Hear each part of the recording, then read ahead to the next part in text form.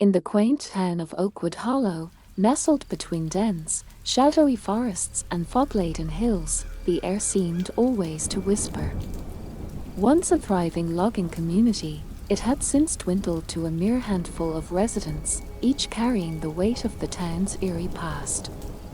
On the edge of town stood the old Harrow mansion, its decrepit form looming like a sentinel over the small community, a constant reminder of the horrors that once unfolded there. A group of 5 friends, James, Sarah, Emily, Derek, and MIA, decided to spend a weekend in Oakwood Hollow, drawn by tales of its ghostly sightings and paranormal activities. They were amateur ghost hunters, their curiosity fueled by the legends surrounding the town. Their Harrow mansion, abandoned since a gruesome family tragedy decades ago, was their primary interest. As they drove into town, a thick mist rolled over the hills, engulfing their car like a cold, damp blanket. The sun was setting, casting long shadows that seemed to twist and writhe among the trees. "This place gives me the creeps," MIA muttered, pulling her jacket tighter around her. "It's perfect," James replied with a grin, his eyes gleaming with excitement. "Imagine all the stories waiting for us here." Their first stop was the local inn, a cozy little place run by an elderly couple, the Winters, who had lived in Oakwood Hollow all their lives. As the group settled in, Mrs. Winter served them hot cocoa and began to tell them about the mansion. "Their Harrows were not kind folk," she said, her voice a low hush. "Old Man Harrow was known for his wicked temper, and his family suffered for it. They say their spirits never left the house." That night, armed with cameras and EMF meters, the friends trekked to the Harrow mansion. The gate creaked ominously as they pushed it open, and the house stood in silence, as if waiting for them. The front door was slightly ajar, inviting them into its dark, musty interior. Inside, they split up to cover more ground. Derek and MIA headed upstairs while James, Sarah, and Emily explored the ground floor. The air inside was cold, and every step echoed through the empty halls. As Derek and MIA ascended the staircase, a sudden chill swept through the air, and MIA shivered. "Did you feel that?" she whispered. "It's just a draft," Derek replied, but his voice lacked conviction. Meanwhile, downstairs, James was recording a video when Sarah gasped. "Look," she pointed to a shadow passing across the wall. It was too quick to catch on camera, but it sent a wave of fear through them. Emily, trying to lighten the mood, joked, "Maybe they're camera shy." As the night deepened, the occurrences became more frequent and intense. Objects moved on their own, and distant whispers flowed through the rooms like an unseen current. In one room, Emily found an old diary belonging to Mrs. Harrow. As she flipped through the pages, her flashlight flickered erratically. The last entry was erratic, filled with ramblings about being watched by the shadows. Upstairs, Derek and MIA stumbled upon a locked door. Curious, Derek picked the lock, and they entered what appeared to be a child's room. Toys were scattered on the floor, and a music box played softly somewhere inside, its melody eerie in the silence. Then MIA screamed. In the corner of the room, a small shadow flickered and vanished into thin air. Hearing Mia's scream, the others rushed upstairs. They found Derek trying to comfort a visibly shaken MIA. "There's something in here with us," MIA choked out, her eyes wide with fear. Determined to find out more, they set up their equipment in the room, hoping to capture evidence of the paranormal. The hours ticked by, each moment strung tight with tension. As they monitored the screens, a figure appeared on one of the cameras, a shadow in the shape of a small child. The air grew colder, and a voice whispered through the static of their audio recorder. "Leave," it said, barely audible. They should have heeded the warning. As they packed up to leave, the house seemed to stir from its slumber. The doors slammed shut by themselves, trapping them inside. The shadows grew thicker, and the whispers turned into cries. In the chaos, Sarah was pulled away from the group by an unseen force, her screams echoing down the dark hallway. The remaining friends chased after her, their hearts pounding as they ran into the abyss of the house's haunted corridors. As they rounded a corner, they came to a sudden halt. The corridor stretched endlessly before them, darker and more menacing than before. Sarah was nowhere to be seen, her cries for help fading into a silence that was somehow worse than the screams, and more oppressive. James led the charge, his flashlight beam cutting through the darkness like a knife. "Sarah," he shouted, his voice bouncing off the walls, each echo a reminder of their desperation. The corridor seemed to stretch and warp unnaturally, as if the mansion itself was reshaping to trap them. "Something's wrong with this place," Emily whispered, her voice trembling. "It's like the house is alive." They continued forward, but with each step, the air grew heavier, and the sense of dread deepened. Paintings on the walls, obscured by years of dust and decay, seemed to watch them with eyes that gleamed in the flashlight's light. The eyes followed them, unblinking and full of malice. As they advanced, the temperature dropped sharply. Their breath became visible, hanging in the air like smoke. Derek, who had been trying to track their route on his phone, cursed softly. "The GPS is spinning. We're completely off the map." "This doesn't make any sense," Mia said, her voice barely above a whisper. "We should have reached the end of the hallway by now." Suddenly, a loud crash echoed from behind them. They spun around, flashlights darting back the way they came, but the hallway was empty. The sound of something heavy dragging itself along the floor started to approach them, slow and deliberate. "Run!" James yelled, and they sprinted down the hallway, the sound of their footsteps thunderous in their ears. They turned a corner and stumbled into a large room that hadn't been there before. It was an old library, the shelves laden with books that were rotten with age. The door slammed shut behind them, plunging the room into darkness, save for the weak beams of their flashlights.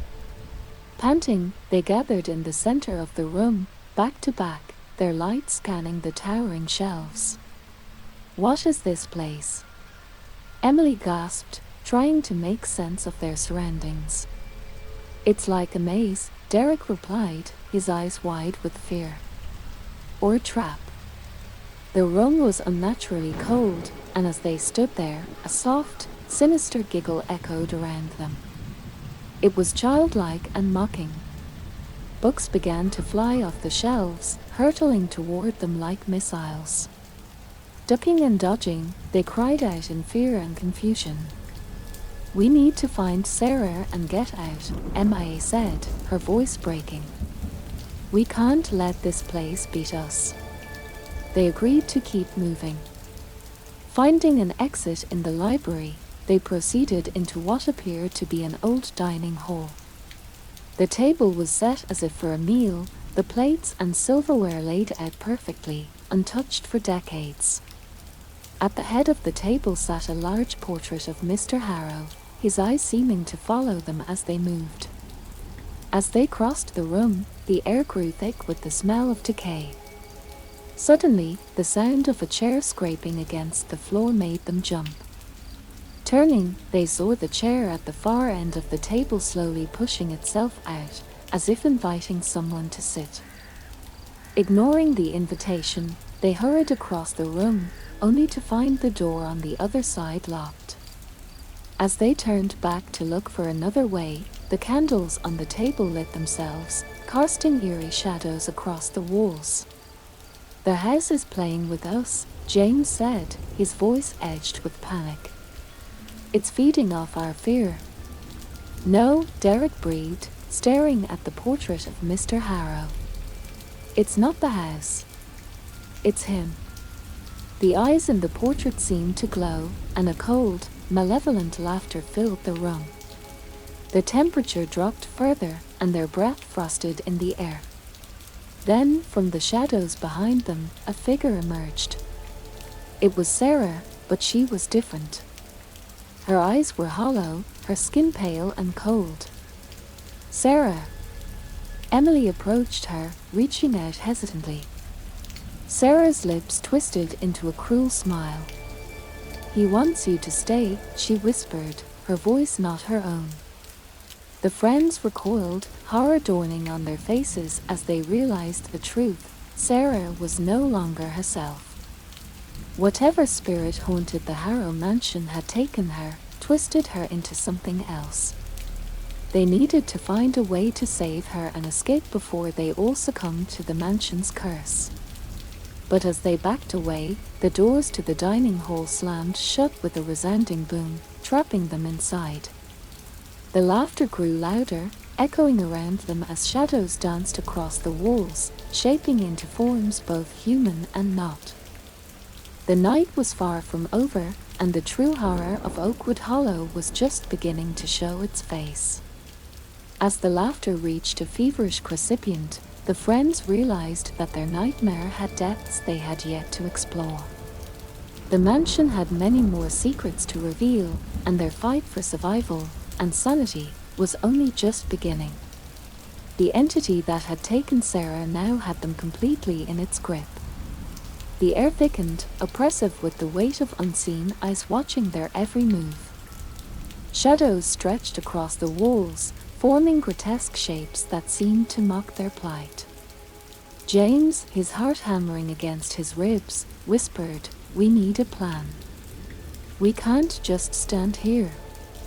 MIA, her voice a shaky breath, replied, "What do you suggest?" "It's like the whole house is alive, changing and shifting to keep us here." Derek, trying to maintain a semblance of calm, added, "We need to stick together, whatever happens. We find a way to break whatever hold it has on Sarah and get out." Emily, holding her flashlight like a lifeline, nodded. "Okay, we find the heart of this place. There's got to be a source to all this madness. The attic or the basement, places like that are always key in stories like these." As they agreed, the temperature in the room plummeted further, their breath visible in frosty puffs as they spoke. The laughter had ceased, replaced by a heavy silence that seemed to press against their ears. "Let's start with the basement," James suggested. "It's usually the foundation of the house, both structurally and spiritually."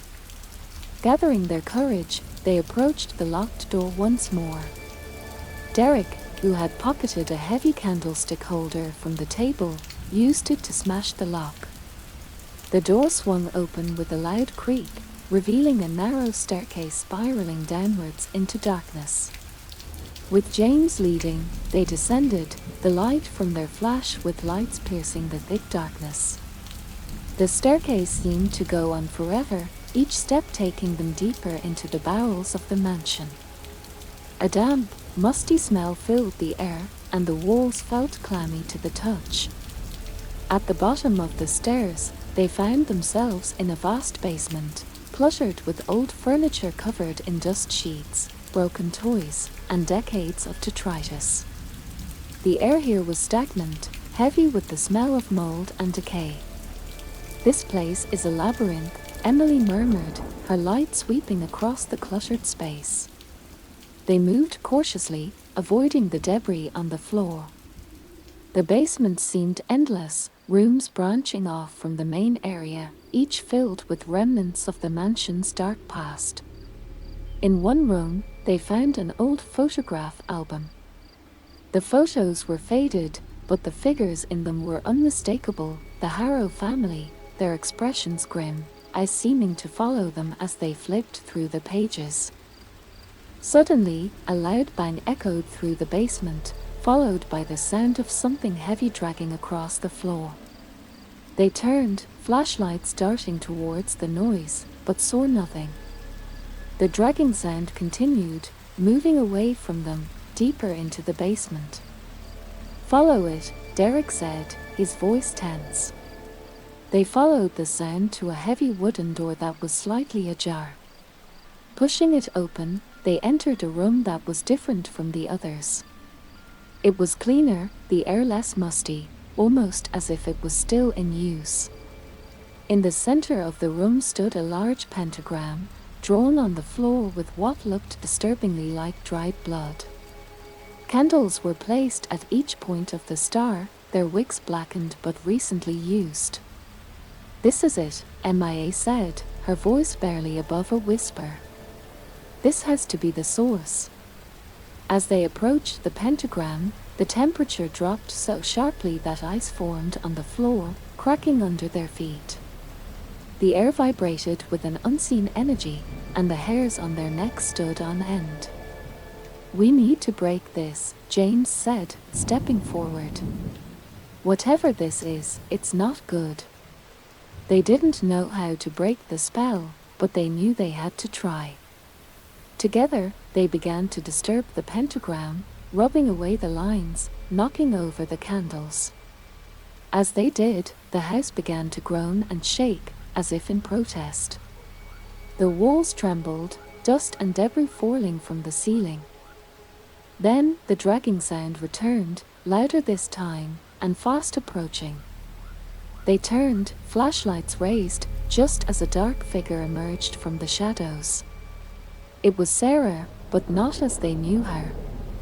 Her eyes were completely black, her mouth twisted in a grotesque smile. "She's not Sarah anymore," Emily said, her voice filled with horror. The entity that looked like Sarah stopped at the edge of the pentagram, her head cocking to one side as if amused. "You cannot break what has been done," she said, her voice a chilling echo of Sarah's. "You are all part of the mansion now." As she spoke, the shadows in the room seemed to come alive, stretching towards them with tendrils of darkness. The friends backed away, but the shadows moved quickly, enveloping them in darkness, pulling them closer to the entity that was once their friend. The cold from the shadows seeped into their bones, a chill that felt as if it was slowly freezing their very souls. Panic set in as the darkness tightened like a vice. "Stay together," James yelled, grabbing Derek's arm as the shadows tried to pull them apart. They struggled against the oppressive force, their efforts seeming futile against the supernatural strength of the house. In the midst of their terror, Emily's voice cut through the chaos, strained but determined. "The light. Use the flashlights." It was a desperate idea, but it sparked a glimmer of hope. Frantically, they aimed their beams of light at the advancing shadows. The darkness recoiled slightly with each touch of light, hissing like a cornered animal. It was working, but only just. They needed more power, something more potent to drive the darkness back. "Look for anything that might create more light or fire," Derek shouted as he held his beam steady against a particularly thick tendril of shadow. Scrambling, Mia and Emily overturned boxes and rummaged through piles of old newspapers and rags, looking for anything flammable. Their hands shook as the sounds of the entity's mocking laughter echoed around the basement. Finally, Mia found an old lantern with a small reserve of oil. "Here, I found something," she exclaimed, holding it up triumphantly. With trembling hands, Derek took the lantern, lit it, and then, with a decisive nod from James, hurled it into the densest part of the shadows. The effect was immediate and dramatic. Fire erupted, consuming the shadows with hungry flames. The entity shrieked, a sound so harrowing it seemed to shake the very foundation of the mansion. As the fire burned, the darkness retreated, pulling back into the corners of the room. The entity, still bearing Sarah's face but twisted into a grotesque mask of pain and anger, staggered back. "This changes nothing," it hissed, its voice a cacophony of despair and fury. "We can fight it," James said, breathing heavily as he watched the shadows cower from the flames. "We can still save Sarah." Regrouping, they prepared to confront the entity directly. But before they could act, the fire alarm in the mansion blared to life, a deafening sound that filled the basement. Sprinklers erupted overhead, dousing the flames but also filling the pentagram with water, washing away the remnants of the bloodlines. As the water touched the pentagram, a bright light exploded from the floor, blinding them momentarily. When their vision cleared, they saw that the entity and the shadows had disappeared. The basement was quiet, too quiet, and there was no sign of Sarah. "Did it work?" MIA asked, her voice echoing slightly in the now silent basement. "I don't know," Emily replied, looking around warily. "But we can't assume it's over." They moved cautiously, their flashlight sweeping the room for any sign of the entity or their friend. The basement felt different now, less oppressive, as if a weight had been lifted. But the relief was short-lived. As they approached the staircase to leave the basement, a sudden chill filled the air, and the sound of footsteps above made them pause. Someone, or something, was still in the house. The mansion wasn't done with them yet. "We need to keep moving," Derek said, leading the way to the stairs. "Let's find Sarah and get out of here." Climbing the stairs, they emerged into the main hall of the mansion. Their house was silent, the earlier chaos replaced by a suffocating stillness. They moved through the corridors, their footsteps muffled by the thick carpets, their hearts pounding in their chests. In the dim light, the mansion seemed a labyrinth of endless halls and closed doors. Each room they passed whispered of hidden horrors, the memories of the mansion seeping out like a malaise. They called for Sarah, their voices growing hoarse, but there was no reply. As they rounded a corner, they came to a sudden stop. The hallway in front of them stretched on, but it was different now. The walls were lined with mirrors, each reflecting their terrified faces back at them. But as they looked closer, they realized the reflections weren't quite right. Their images were distorted, twisted in subtle, nightmarish ways. "This place is playing tricks on us," James muttered, his gaze locked on a mirror showing his reflection with hollow, dark eyes. They continued, parsing the eerie mirrors, when suddenly, one of the reflections stepped out into the hallway. It was Sarah, or at least, something that looked like her. Her eyes were empty, void of recognition. "Sarah!" Emily called tentatively. The figure smiled, but it was a smile devoid of warmth. "You shouldn't have come here," it whispered, its voice echoing down the hall. The figure's chilling words hung in the air as it slowly advanced toward them, its movements unnaturally fluid. The air around it seemed to ripple, as if reality itself was distorting in its presence. "Stay back," Derek warned, his voice steady despite the fear that gripped him. He raised his flashlight like a weapon, the beam flickering as if in response to the intensifying dread that filled the hallway. But the figure that resembled Sarah only smiled wider, its eyes gleaming with a malevolent light. "You can't protect yourselves from what already resides within," it said, its voice a blend of Sarah's and something far darker.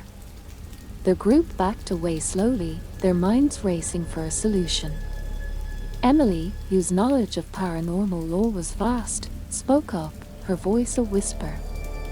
"We need to confront it with something it can't manipulate, our own wills. We mustn't show fear." "How can we not be afraid?" MIA hissed, her eyes wide as she stared at the approaching spectre. It feeds on fear, it grows stronger from it. We must show unity and strength, Emily insisted, taking a deep breath to steady her nerves. They joined hands, forming a line in front of the advancing figure. Each of them focused on their own resolve, on the memories of their friendship, and the real Sarah they had come to save. As the entity came closer, the air grew colder, and the lights from their flashlights began to dim, as if being drained of energy. They could feel the pull of despair trying to break their resolve, the house itself seeming to close in around them. But together, they began to speak, their voices uniting in a chant of defiance. They recited lines from Emily's book of lore, verses of protection and strength. Their words felt powerful, resonating through the halls of the haunted mansion. The figure halted, its smile faltering. "You think your words can save you," it mocked, but there was an undertone of uncertainty in its voice now. "We know they can," James replied, his voice stronger. "Because we believe in each other, not in the fear you're trying to spread." The entity screamed, a sound so harrowing it seemed to shake the very foundation of the mansion. The mirrors along the hallway shattered, sending fragments of glass cascading around them like rain. But in the midst of this chaos, the group stood firm, their chant growing louder. With each verse, the figure that looked like Sarah began to dissolve, the shadows around it dissipating as if being banished by the light of their united spirits. It let out one last anguished cry before disappearing completely, leaving behind a sudden and profound silence. Panting and shaken, but intact, the group slowly let go of each other's hands, surveying the empty hallway and the broken mirrors. The oppressive atmosphere of the house seemed to lift, the air feeling lighter, as if a suffocating veil had been lifted. "We did it," Mia said, her voice filled with disbelief and relief. "It's gone. But where's the real Sarah?" Derek asked, looking around anxiously.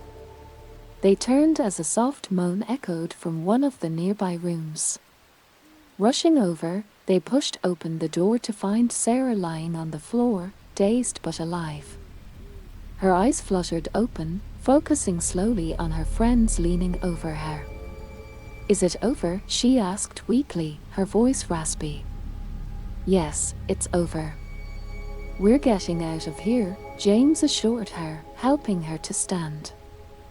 They supported Sarah between them as they made their way back through the mansion, now silent and seemingly just an ordinary house, its horrors evaporated like mist under the sun. As they stepped out into the cool night air, the first light of dawn was touching the sky, painting it with colors of hope and renewal. However, as they reached the car, Derek looked back at the mansion, a sense of unease tugging at him. "Do you think it's really over?" he wondered aloud. James followed his gaze, his eyes narrowing as he contemplated the quiet building. "I don't know," he admitted. "But whatever happens, we'll face it together." As they drove away, the mansion stood silent against the rising sun, its windows reflecting the light as if watching them leave. The road ahead was uncertain, and the true extent of their ordeal's conclusion was yet unclear, leaving a lingering question as to whether the darkness was truly vanquished or merely lying in wait. As they drove away from the mansion, the light of dawn seemed to cleanse the horror of the night from their minds. Yet, despite the apparent victory, a palpable tension clung to each of them, a silent acknowledgement that some terrors, once awakened, and never fully banished. The road unfurled before them, leading back to the familiarity of their town, away from the haunted confines of Oakwood Hollow. Sarah, still weak but recovering, rested her head against the window, watching the scenery blur by. The others exchanged quiet glances, each lost in their own thoughts, the events of the night replaying like a macabre film in their minds. "We should have left it alone," Mia finally broke the silence, her voice a mix of regret and relief. "We went looking for ghosts, and we found them. Or maybe they found us." James nodded, his hands tight on the wheel. "But we faced it together, and we won," he said, trying to inject some optimism into the weary group. "Whatever that thing was, we sent it back to wherever it came from." "But at what cost?" Derek murmured, staring back at the receding silhouette of the mansion. "These kinds of places, they change you." The car fell silent again, each pondering Derek's words. The early morning light did little to dispel the shadows that seemed to linger around them, shadows that were perhaps more internal than external now. As they neared the town, Emily, who had been quiet for most of the ride, suddenly spoke up. "There's something we're forgetting," she said, her brow furrowed in concentration. "The diary." Mrs. Harrow's diary mentioned a guardian. What if it wasn't the house or the entity we dealt with last night? What if there's something else? Sarah completed Emily's thought, her voice weak but filled with a dawning horror. James pulled the car over, the realization setting in. They looked at each other, the same fear reflected in their eyes. "We need to go back," he said, the decision heavy in his heart. Turning the car around, they headed back to the mansion as the sun rose higher, casting long, dark shadows across the road. The feeling of dread grew with each mile, a stark contrast to the beauty of the dawn. Arriving at the mansion once more, they approached with a newfound caution, armed not just with their previous tools but with a deeper understanding of what they were facing. They entered the quiet, ominous mansion, the morning light streaming through broken windows, casting eerie patterns on the dust-covered floor. In the basement, where they had faced the entity, they found the remnants of their earlier confrontation. The burnt-out candles, the washed-away pentagram, and amidst it all, the diary that Emily had mentioned. Opening it to the last entry they hadn't read the night before, James read aloud, "Beware the guardian of the threshold, keeper of the balance, bound to the land and the Harrow blood." It wasn't just the entity. This guardian might still be here, bound to protect this place, Emily said, a chill running down her spine. They spread out, searching for any sign of this guardian, any clue that could lead them to understand and perhaps appease it. It was MIA who found the hidden room behind a false wall in the library. Inside, an altar, and on it, an old, dust-covered tome that seemed to pulse with a quiet power. "This must be it," Derek said, his voice echoing slightly in the small room. "This could be the key to finally freeing this place." Gathering around the tome, they began to read the incantations written in a language that seemed ancient and forgotten. As they spoke the words together, the air in the room grew thick, and the sense of an unseen presence became almost palpable. The ground trembled slightly, a soft but distinct vibration that grew in intensity as they continued the chant. Then, as suddenly as it began, everything stilled. A peace descended upon the room, and the oppressive weight that had hung over the mansion lifted, replaced by a serene calm. They left the room, feeling the change not just in the atmosphere but within themselves. The shadows that had seemed so menacing now appeared just ordinary, dispelled by the light of day. As they walked out of the mansion, the air felt cleaner, lighter. Their house, once a symbol of dread, now stood silent and benign under the morning sun. Driving away from Oakwood Hollow for the last time, they knew they had left behind more than just a haunted mansion. They had faced their fears, uncovered truths meant to stay hidden, and had come out changed. The road ahead was clear, the sky bright, and as they looked back one final time, the mansion no longer loomed ominously. Instead, it seemed to fade into the landscape, just another part of